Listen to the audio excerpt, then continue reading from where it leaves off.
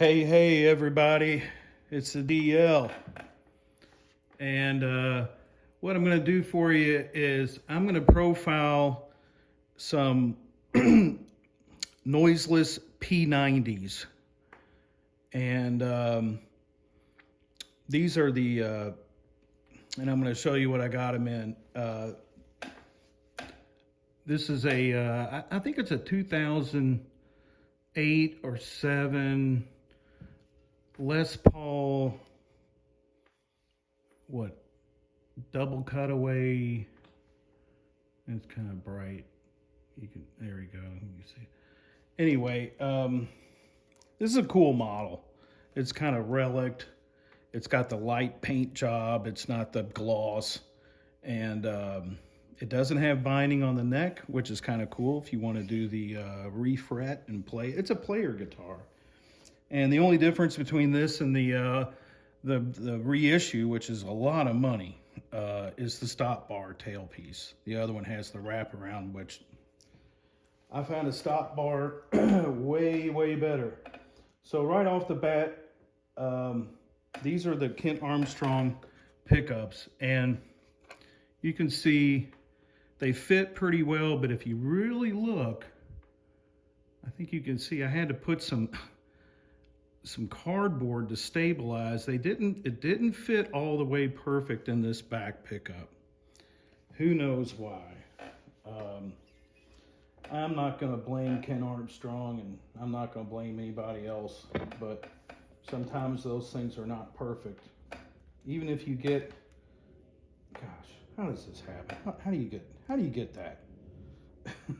All right, we'll worry about that later. So let's hear what they sound like. Right off the bat,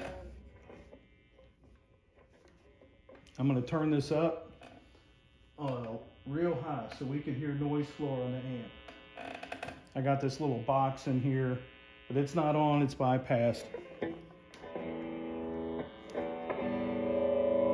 mean, it's loud and it's barely got any noise. So if you pull it back, let's do this. Let me unplug this. And I'm going to put this right here. I don't even have to play a note to show you how noiseless it is. This is a Epiphone Wildcat. And it's just got, I would call them Epiphone P-90s. There's nothing special about this. I did have the master volume bypass on the guitar because after research, you don't want 3 volumes on 2 pickups. The load is terrible. So this is going to be pretty loud. Listen, they're not only microphonic pretty well, but listen to the noise floor. Okay? Listen to the noise floor. Okay, that's with it. Let me plug the other one back in. This is I don't even have to play a note to show you.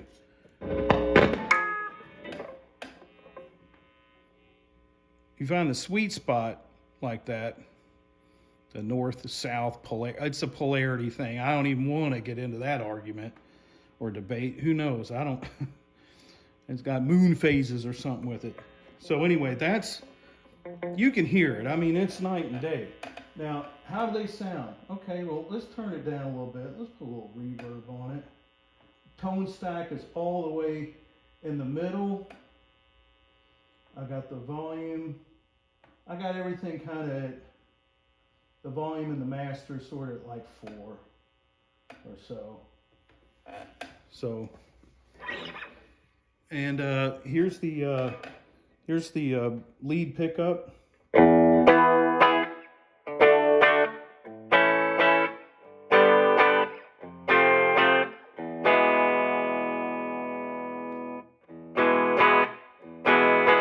Real snappy.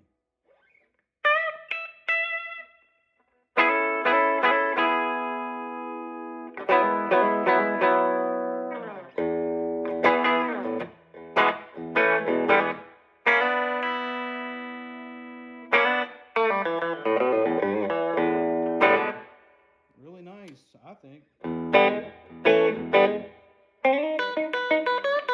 That's the middle pickup.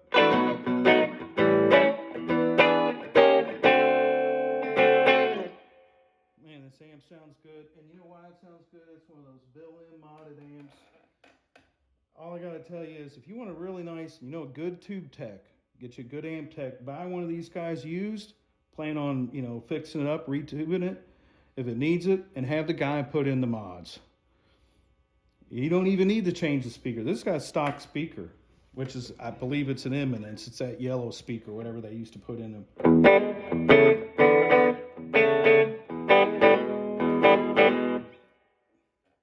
That's middle pickup. Here's the bass pickup.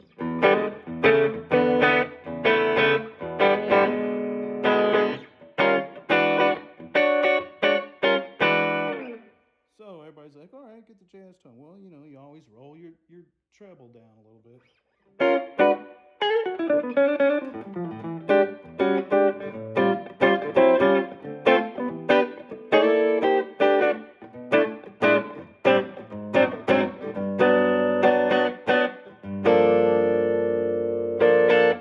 It's a great jazz tone.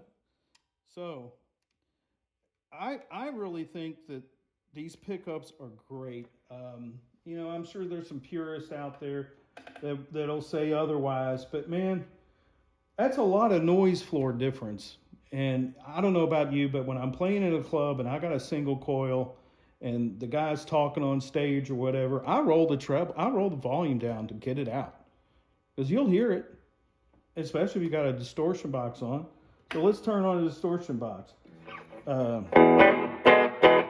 This is from Pete's Pedals, and he makes these. Pete's from St. Louis. I got to give him a shout out. He's so good. He not only makes a couple of his own products, he's kind of under the radar. I don't know if he wants to be the next Analog Man or whoever, but anyway, this is a DOD 250 circuit, and he sources the parts, he sources the IC, and they're beautiful pedals. He really does. He fixes stuff, and it's just incredible. So anyway, let's here it is.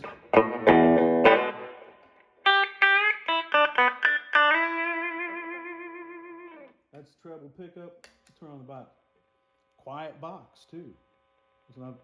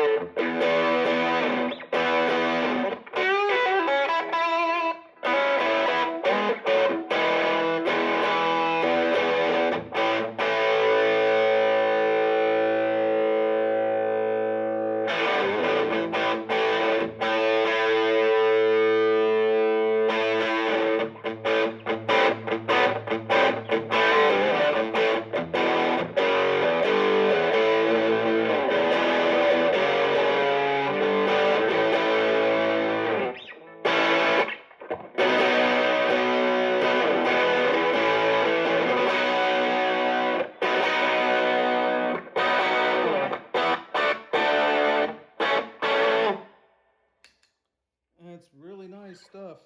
I really got to go.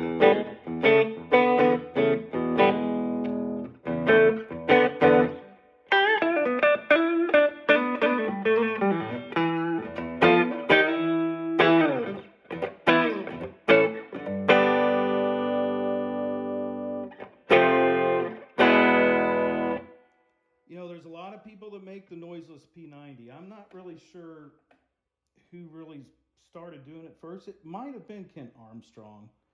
And I got to give a shout out to Kent. Kent does good work. You can buy his stuff that he winds. You can buy the stuff that's made overseas. You can buy the stuff that's kind of, I guess, in between. Maybe he's got different, and you know what? They're all pretty good. I've never tried the hand wound stuff, but he does really good. Years ago, 20 years ago, I actually called him on the phone about something, and he got on the phone with me. I mean, these guys they're in the business, And Lindley Fralin, I've got one of their Noiseless P-90s that are in a humbucker. And DiMarzio is making one. So maybe I'll do a big shootout between the three of those one day. But these are really godsends. I mean, I don't even have to show you how noisy that pickup was. And you have to remember, when the P-90 was developed, they didn't even have rock and roll guitar like what we think of.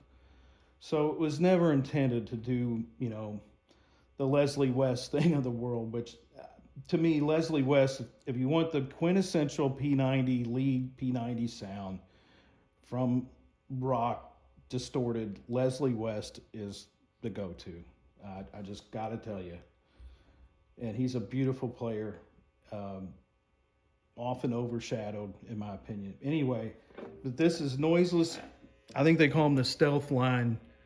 And they're really good, man. I mean, you know, and they were, I hate to say it, but they were a lot less inexpensive than Lindley Fralin, or I think Benson maybe also making them. There's a bunch of people that are making them now. So if you're really into the P-90 thing and you're going to be playing, you know, in studios or whatever, you might want to look at it. I'm sure there's a lot of purists out there that are going to say, oh, no, you can't have it that way. But, man, it's pretty close. I find these to be a little bit brighter, I think, but that also could be a cap difference. I'm not so sure. But anyway, I hope you liked the video, and I hope it will make people, you know, give that technology a chance. You know, there's a lot of innovations. Just because stuff is old doesn't mean that it's always better, you know. Okay, everybody hang loose and be good to each other. Sayonara.